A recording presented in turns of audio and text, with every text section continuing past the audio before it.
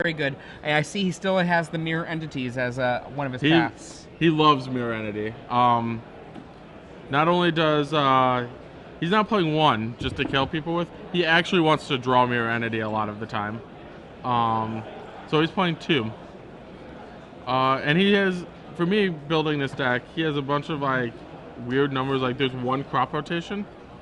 I don't have a problem with one crop rotation. It's a card you don't want to see in multiples. It's kind of like a pseudo Gaia's Cradle number 3. And there's like 3 Priest of Titania.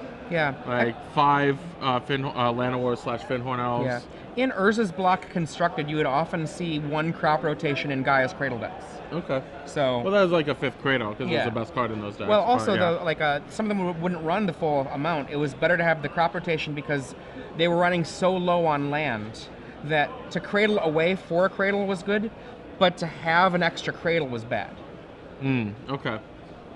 And I think his land count's pretty low, isn't it? It looks like we got 4 Forest, 2 Gaia's Cradle, 1 Petalhaven, 1 Dryad Arbor, 3 Verdant looks like 7 Fetch Lands, 2 Savannah, so that gives us 7, 8, 9, 10, 11, 12, 13, 14, 15, 17. So 17 land a with, normal amount. And with how many fetchies?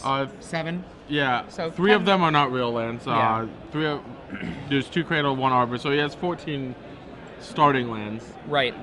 Dryad Arbor is semi-starting land. Dryad Arbor is primarily 2 Green Sun Zenith for, but you can also play a bunch of tricks with Quirion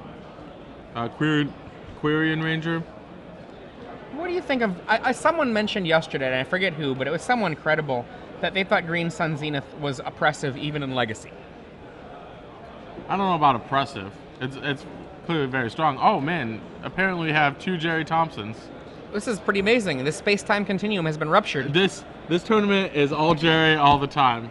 I mean, I'm okay with that. I'm okay with that. Gerry's a good guy, but I like other people too. So, Savannah and Birchlore Rangers for Chris. I'm going to go over most of the... Quirion. I would imagine that most people do not... Quirion Ranger. Some people... Yeah, Quirion Ranger. Some people do not know what all of the elf cards do.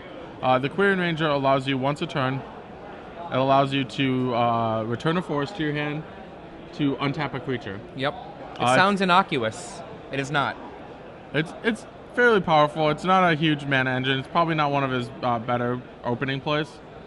What it allows you to do, if you do not have another land, you can bounce a land and then replay it to make mana. You also untap mana creatures to make more mana. So, well, like a bird, an elf, and a Quirion Ranger, or say a Llanowar elf, and a Quirion Ranger, and a forest. If those are your only sources, right there you have access to 1, 2, 3, 4 mana. That's pretty good. All right, so we have Gerry, textbook opening start, City of Brass, to careful study, draws 2, and then discards 2 dredgers, Stinkweed Imp and Golgari Thug. Now, interestingly, Gerry's build, because of the nature of Gerry's build, he does not have the instant kill with the Flame King Zealot in the main deck, which means he could be outraced by an elf deck. Very unlikely. I definitely agree with Gerry and not running any... Well, I'm not saying you need it. I'm just saying he could be. It actually makes the race more reasonable for Chris. I'm not saying Chris is in the lead. Yeah. It makes it more likely that Gerry could lose the race. When Gerry essentially goes off, he, geez, 3 Lion's Eye Diamonds. That's going to be some looting. That's faithlessly. When Gerry goes off, he's going to Cabal Therapy Chris's hand away almost entirely. So 3 bridges. Bridges, we got a Narcomoeba. Discard from the looting. Now he activates the Cephalid Coliseum.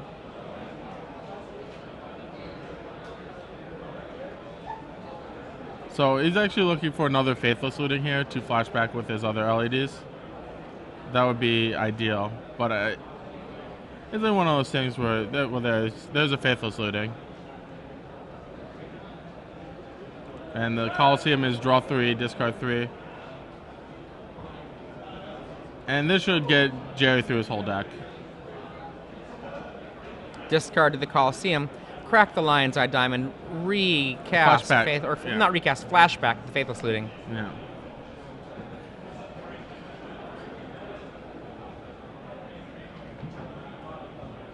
Still another card to go for. And- Dredging what? 5. There it is. Does not have a second troll yet. There it is, I think. Yep. It's a troll. I am appreciative of Gerry laying his deck out like that. Makes it so much easier to comment on. Yeah. Gerry has at times been on this side of the camera, so I think he understands. But also, it's just easier to look at. As long as you get your graveyard order in the legacy required order, you know, looking at everything like this makes it so much easier. I wanted to say that it actually, I'm not sure what the rules are on this, but I was told that it doesn't matter so long as none of your cards interact with it. No, that's not true. Okay. That's not true. You have to actually both know that both decks have no interaction. Okay. So, for example, in a top 8 where you both have access to lists, Then it, Yeah. okay, maybe that was, yeah. yeah. So Gerry Thompson casting Cabal Therapy on Chris, most likely, and getting 4 zombies from the 4 bridges from below. Yeah, I'm guessing he named Glimpse. Glimpse with Nature, which is a 1 green sorcery. Whenever you cast a creature, draw a card. The main engine of Chris's deck. The primary combo engine, I should say.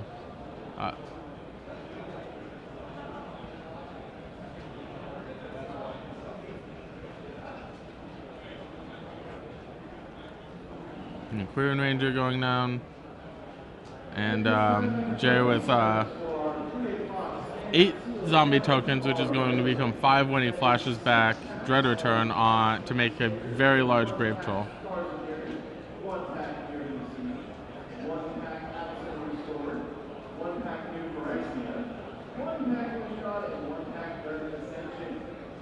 And he's got both Ichorids in the yard, and he's just gonna sit on the rest of it and just attack Chris to death with approximately 20 power worth of creatures, give or take. And they're just counting up the power and toughness for the Grave Troll that's coming into play. One thing I actually did not know until I played the deck in a major tournament, counts itself. Yep. One of my early round opponents was a Dredge expert. Wasn't playing Dredge though, and he informed me that it's like that, and I'm like, I believe you. 15-15.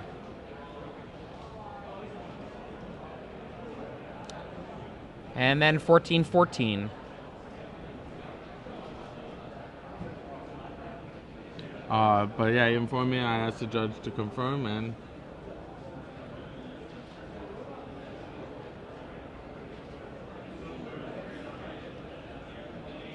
I honestly hope Gerry wins today, just so somebody else can be a Dredge expert as well. And we see the return with the Wirewood Symbiote on the off chance that a Glimpse is drawn. Right. Now, because of Wirewood Symbiote, one of those Grave Trolls can be safely blocked. And we're going to see the Quirion Ranger come back down. And I think we're going to see... actually, he can block both of them. If he goes Green Suns for 1, what he can do is get a Dryad Arbor and then have 2 guys to hold off the Grave Troll. That both can bounce. The problem with that line of play is the Ichorids in Gerry Thompson's yard are just going to make 8 zombies a turn. So Right. Chris has to do something big. But I think that his only play is to do what I just suggested, Green Suns for 0, and then at the end of the turn he'll have the Quirion Ranger back in his hand, and then hope that he draws a Glimpse when he has recasts his Quirion Ranger, and then hope he just goes and wins off of it, which is deeply unlikely. But I don't know that he has any other outs at this point. I mean, he can survive this next turn, but the turn after that he won't survive that turn. Yeah, it's actually another problem with that. Like Chris is just like thinking through things and then conceding. Gerry can just cast another Cabal Therapy. so that Chris will start any turn with 0 cards in his hand there. No. Yeah, you're right. After the combat. After combat, After the combat.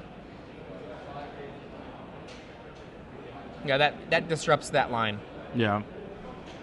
Okay, to the sideboard. Chris Anderson. This is what matters. Scavenging Ooze. Gaddock Teague for the Dread Returns. And Fairy Macabre ×4. Yeah, that's his big card. Fairy Macabre. And Gaddock Teague's not that great. It gets Breakthrough and Dread Return, but it doesn't actually stop their engine. Right. It does. It does help as another little piece. And I mean, it's better than like random thing. Yeah. And do you like Thorn or not like Thorn? I do not like Thorn. Okay. If Thorn costs 0 mana, I would like it, or 1 mana, it would be okay.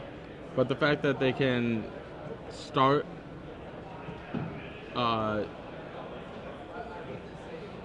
they can start the dredging process. Right. Like for example, Gerry, he cast some spells through Thorn, they wouldn't want on immediately. Right. But you need to keep your engine intact. Yeah. Chris is very much an engine deck. He needs to have a bunch of elf creatures. Right. On the other side of the table, Gerry Thompson has Firestorm. He has access to Elish Norn.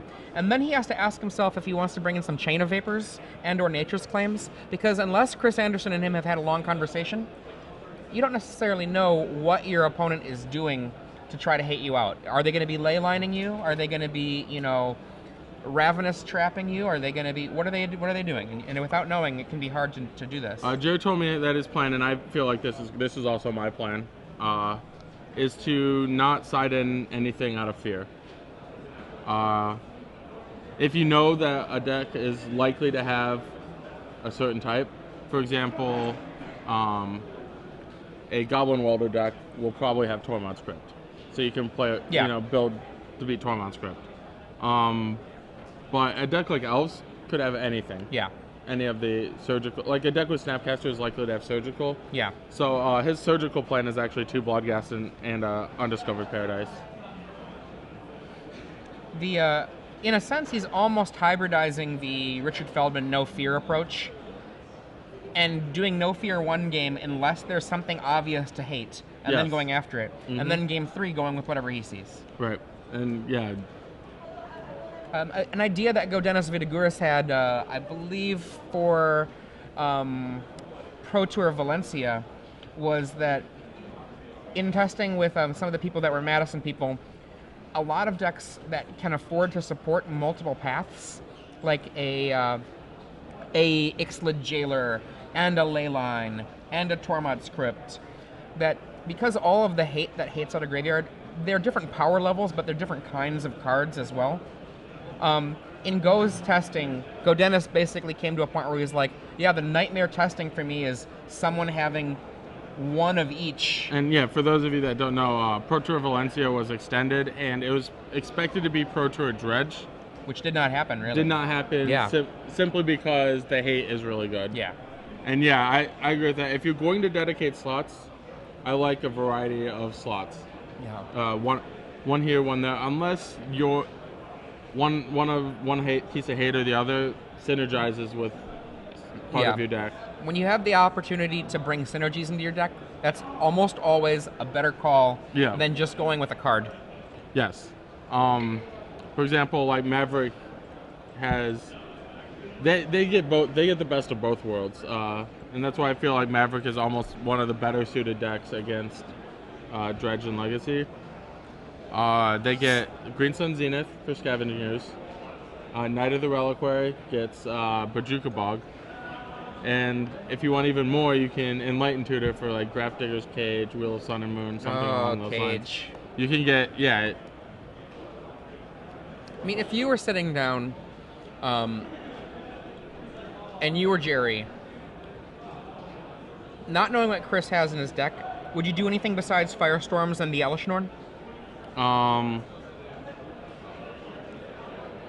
Yeah, I'd probably would side those in, and I would probably take out like a couple of the Cabal Therapy. Naming cards is not going to be hugely important until we know that Fairy Macabre is around. Yeah. And then Breakthrough is almost always the card you take out.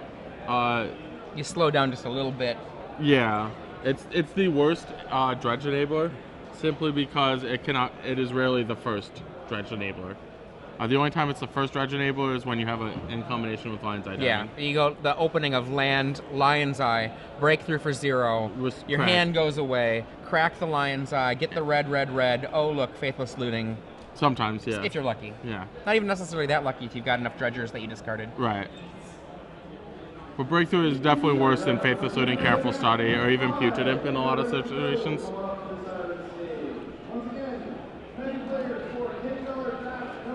Looks like we have Gerry going down to 6. And it looks like Chris kept his hand. For those of you who know, Chris is an Indianapolis PTQ player. And speaking of PTQs, he recently had the worst finish in all of Magic. 2nd place at a PTQ. Is that the worst? Easily. Pretty bad. Easily. It's pretty bad. I'd rather get, like, when you get, like, 9th at a Pro Tour or something like that, 9th at a Grand Prix, 9th at a Pro Tour, 9th at an Open even, you get something for your efforts. Richard Feldman asks from online how many Dread returns that Gerry Thompson has in his main deck, and the answer is 2. Well, in main Oh, deck. targets.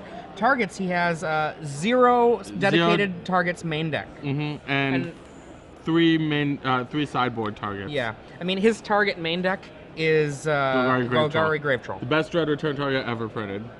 I mean, I definitely was not fully on board with Richard's argument until I read his article, and I was wholly convinced by it. Yeah. I was just like, okay, I'm convinced. And Richard chimes in saying that you are 100% correct. The best target ever. Yeah. Richard Feldman. He actually posted something on Facebook. He's like, man, Gristlebrand is the best Dread return target since Golgari Grave Troll. And it is. Yeah. If you're gonna have one main, it should be Gristlebrand. But yeah, Richard Feldman, one of my favorite thinkers and deck designers in the game. One of his partners in crime, Zach Hill, now at the Mothership. Yeah. And I love Zach dearly, but there has been an article or two lately where I wish Zach had said something slightly different. Mm-hmm. Zach was impressive on the Pro Tour coverage. I think he is great for coverage-wise. Yeah, I mean, he's incredible coverage-wise. A really cool dude. Yeah, I'm a big fan of Zach. My first time meeting Zach, I think might have been in Valencia. And no, that's not true. We met earlier, but the first time talking with Zach extensively was in Valencia, and he was a great time. Incidentally, that's where I finally met Jacob Van Lunen, and I kind of gave him a little bit of a quiz, basically because they had recently won as the Sliver Kids. Yeah. And so I asked him a question. Oh, tell me about your draft, blah blah blah blah, because I really, really hit that draft really hard. I really knew it.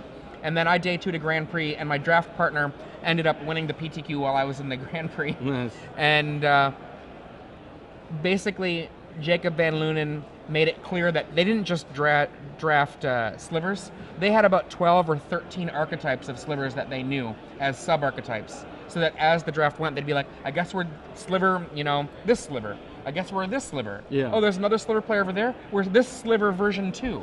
Yeah. And it's like, okay, you know what you're talking about. All right, so if it seems like these guys have been shuffling for a while, it's because they have. They have. Gerry is down to 4 cards. And however, that's plenty. Gerry won on a Multi 4 before with this deck. Dredge, one of the best decks at mulliganing. Absolutely. I mean, you can basically mulligan down to 2, and if it's not 2, 3, and if it's the right 3, have it be still right out the gates really fast. You need 3 things. You need a land, an enabler, a discarder, and a dredger. There we are.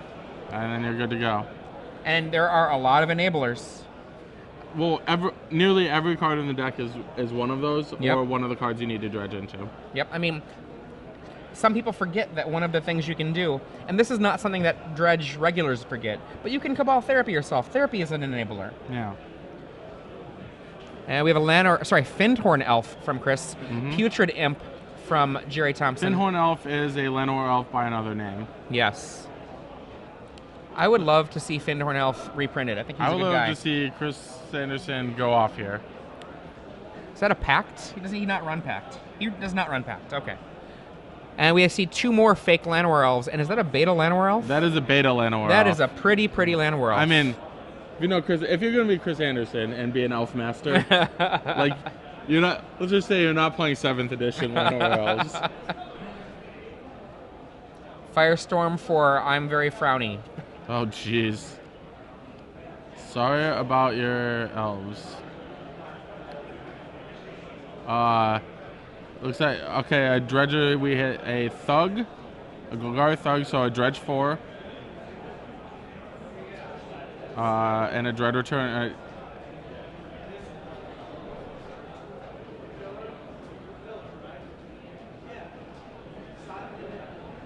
One thing I love about Legacy is, like, they're 2, like, fairly equally popular decks or whatever. And I just know one so much better than the other. Right. Like, I can speak with authority on Dredge because I've played it before. Elves, not a chance. I have no idea what's, like... I'm a really big fan of elves. I think that, like... me too. Yeah. I just never, like... Ever since, I think Elf Balls, which is one of the first, like, kind of crazy elf decks from the far past, was out, I've just been a fan of this whole interaction. We got Green Suns for 1. The sun goes right back on in. And probably going to get random 1-drop elf. What do we got? Quirion Ranger, because that, with the Dryad Arbor, represents +2 mana from where he's at. Yep. He can untap the Dryad Arbor. Return the Savannah. Relay it.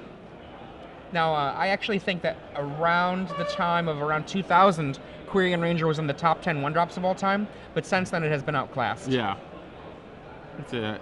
It didn't have much competition in 2000. Oh, it had a lot of competition. Kurt Ape, Savannah Lions. Bird of Paradise, Llanowar Elf.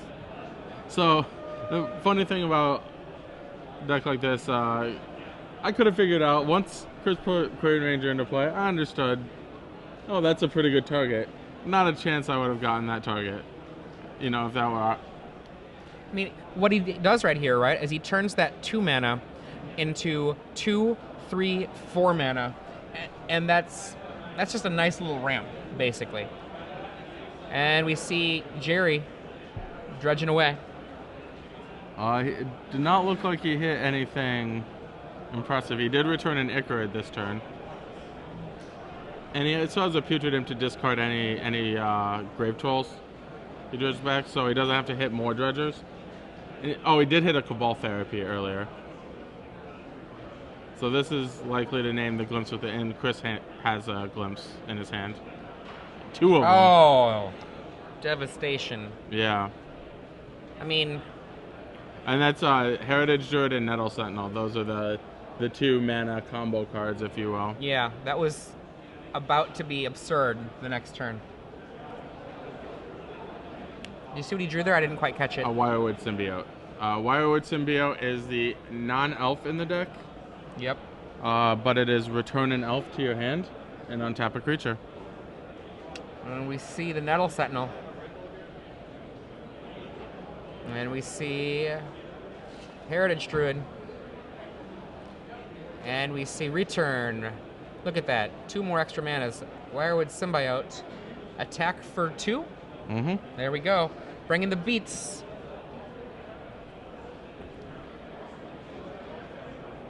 Golgari Grave Troll discarded to the Putrid Imp. Flying.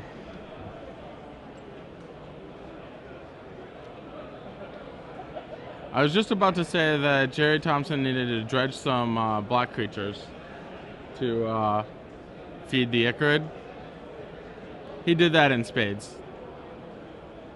4 black creatures should have food for the rest of the game, even if he is slow dredging. That looked like a pass? Yeah. And we see a return at the end of the turn by the Wirewood Symbiote. And this is in case Chris is fortunate enough to draw a Glimpse. Yes. He's actually Oh, did he not do it? He's not doing it. Okay. He's going to try a beatdown plan. Rawr. 1, 2, 3, 4, 5, 6 damage. Land. Go. Now there's only 1 Dryad Arbor in the deck, so he can't go get a second lucky Dryad Arbor here. We see a couple of wranglings of the untapping of cards via Wirewood Symbiote and Quirion Ranger, and then recasting so that he can have an army slightly up.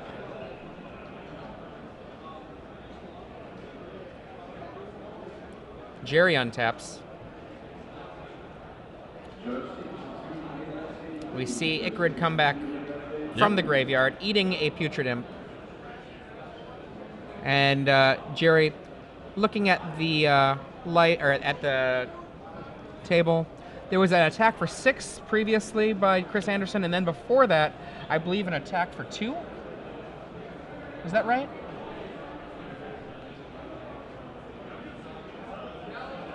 A Narcomoeba flips out into play, triggered by some dredging. Putrid Imp flies on over.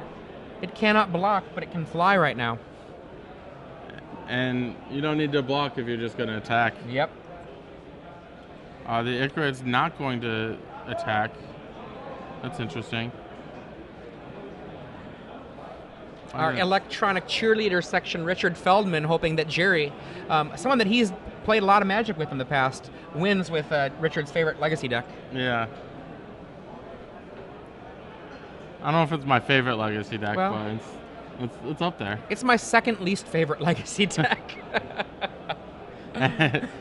No guesses for correctly naming High Tide as Adrian's least favorite. No, Legacy I love deck. High Tide. High Tide's great. Oh, really? Yeah. What's your least favorite deck? Counterbalance. Oh, man. Oh, I don't think we can be friends anymore. Okay. I think we like a lot of decks in common, but I think those two are on opposite ends of the spectrum.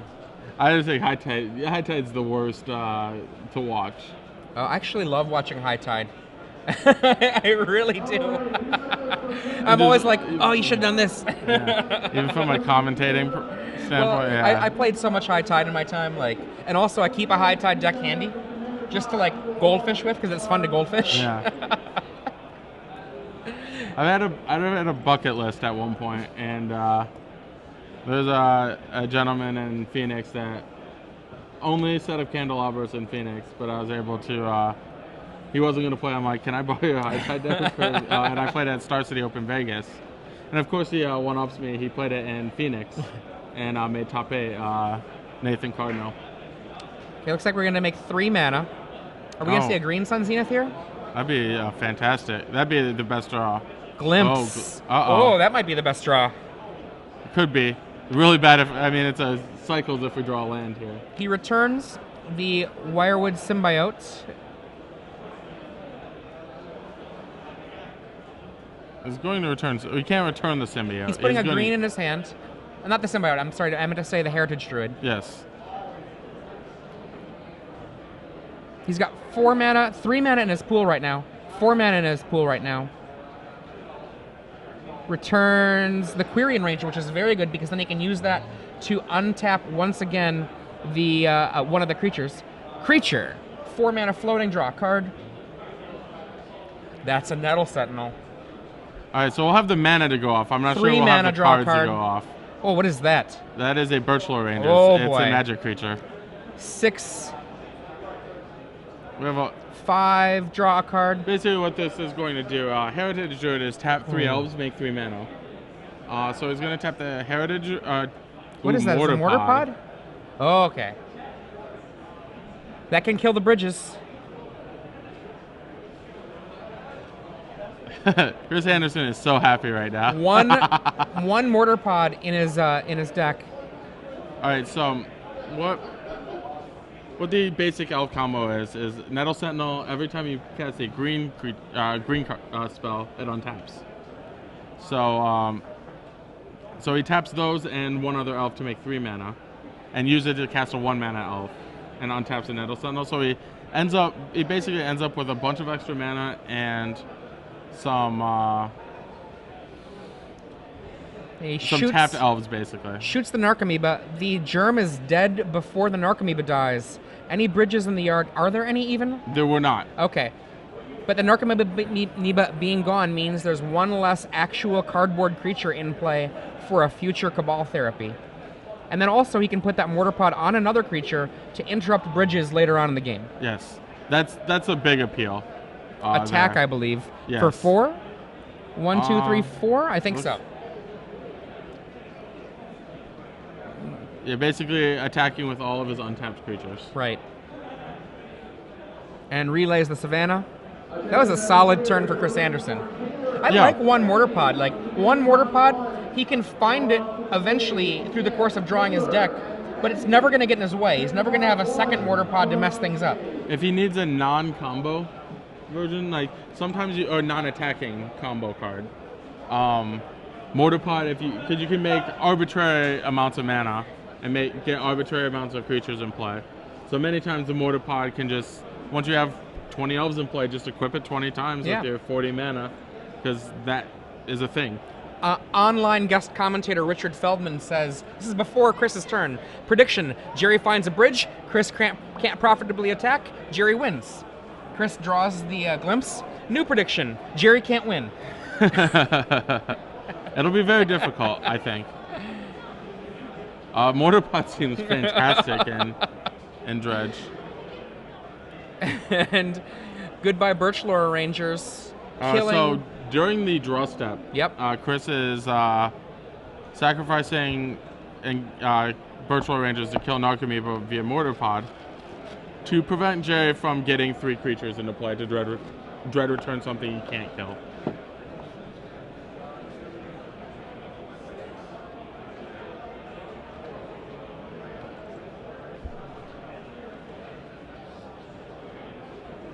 All right, so Gerry's packing them in, and looks like we're gonna have a game 3. That was an amazingly lucky glimpse. I think drawing just a mortar pod there gets you most of the way there.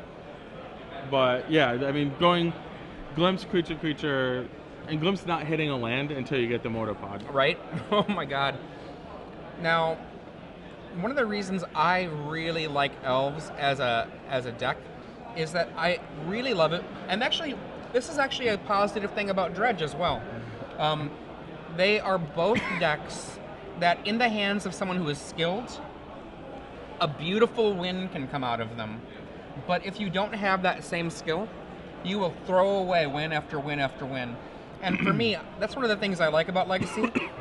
Legacy means I generally will lose a little bit more because I'll make some mistakes and that'll be it.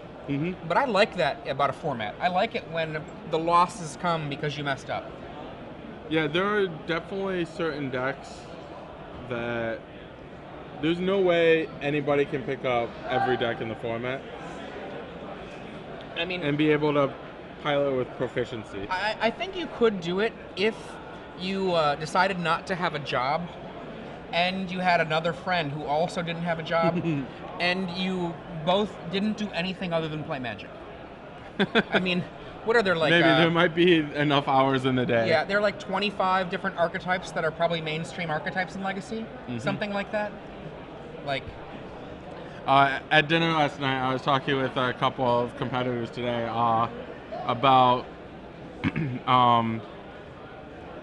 we made a pact, not a real pact, but a pact to play Doomsday blind.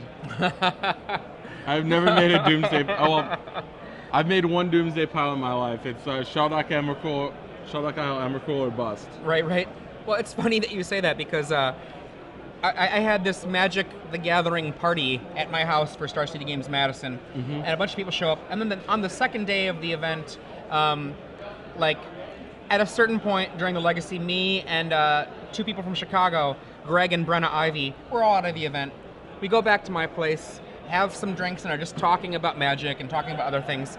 And while we're talking, Greg pulls out a 30 or 40 page document, and he starts reading it while we're talking, and I ask him what it is, and he says, oh, it's my document on Doomsday piles. Yeah. And that's all it was a 30-page document on Doomsday piles, and what Doomsday pile you make when. Oh man, we got a bird in the venue. I mean, that's the thing about a Doomsday deck, right? Yeah. There's so many different situations. If you don't know all 30 pages of Doomsday piles, you're gonna throw away wins.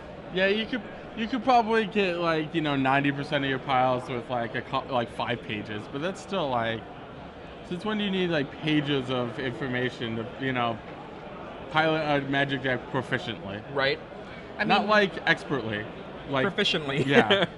Just basic competent Doomsday playing. I've only ever seen one player play Doomsday well, and they're basically retired now. So yeah, that would be Pro Tour top 8 competitor Dustin Stern, who I think he had that thing happen to him that happens to a lot of Magic players.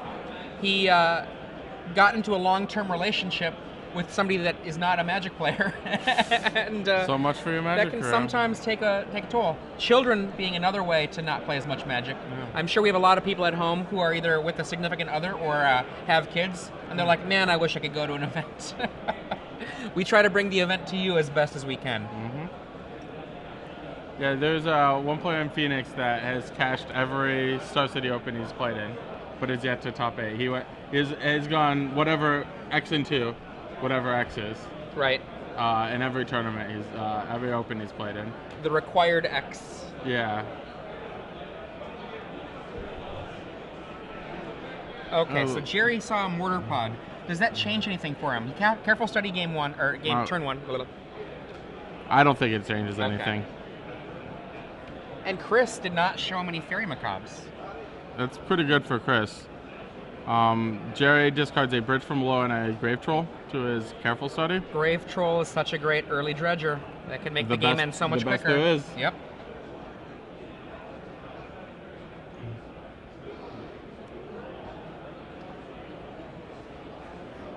To me, which early dredger you have isn't like terribly important unless you need to find a second dredger. Yeah. Like, as long as you have, if I had 4 Thugs, I wouldn't mind that they're Thugs. Yeah. And we have Findhorn Elf, and look at that, Narcomoeba, and yet more food. Looks like a bunch of Steakwood Imps, basically.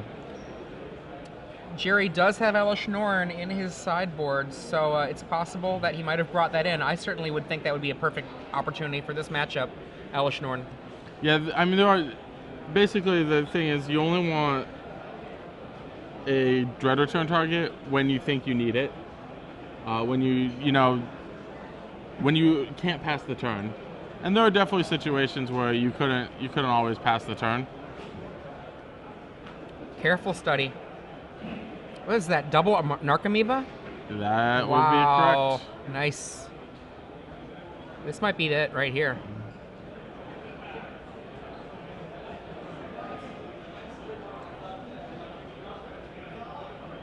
Nothing of consequence on the second dredge. And Jay is going to discard 2. He's basically got to figure out if he wants to discard like bridges and stuff like that versus no therapies as well. However, it does have the capability of dread returning something just straight away. Therapy in many ways acts strangely like mana acceleration in other decks. Mm-hmm. Double therapy.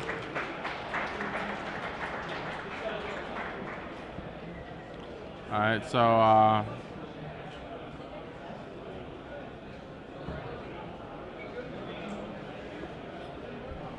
so it looks like Gerry hit again on his therapy. Not sure what card we named. We see Green Sun Zenith, Priest of Titiana, Quirion Ranger, Priest of Titiana. Priest of Titiana, one of my favorite elves of all time. Green 1 for a 1/1 elf. Tap it for green equal to the number of elves you have in play. Basically a cheaper version of the old druid. Elvish Archdruid. Yeah, the Elvish Archdruid from M10? Is that when it was first printed? Yes. Also, Priest of Titania does not give the pump bonus. Yes, Priest, Priest, it is not a lord Priest as well. is just a mana maker. However, in a format like Legacy, 1 mana is the world. Yeah. And we see Quirion, and that means, look at this mana acceleration from the Quirion Ranger. This is why it's so good.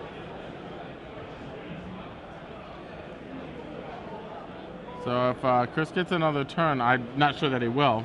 Another turn on without uninterrupted. Dying. Yeah. Okay, well. He's got. He also needs something to do with the mana, I suppose. He's got a Green Sun Zenith. His Green Sun Zenith, he could go and, for example, get a Gadok Teeg. You could get a Scavenging Ooze. Scavenging. It depends on how far along Gerry is, right? It's almost always good enough because he's got a Priest. He's gonna have enough mana. Yeah, he's gonna have absurd amounts of mana. So what he can end up doing. Priest Quirion Ranger is enough. Yeah. Is gain 10 life, make it a 12/12. Yeah. Fairly easily.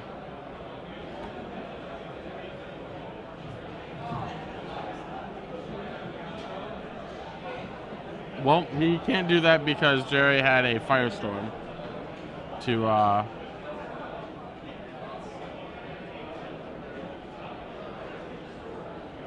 pitch away all of his. Yeah. I think that would be the game right there. Looks like it.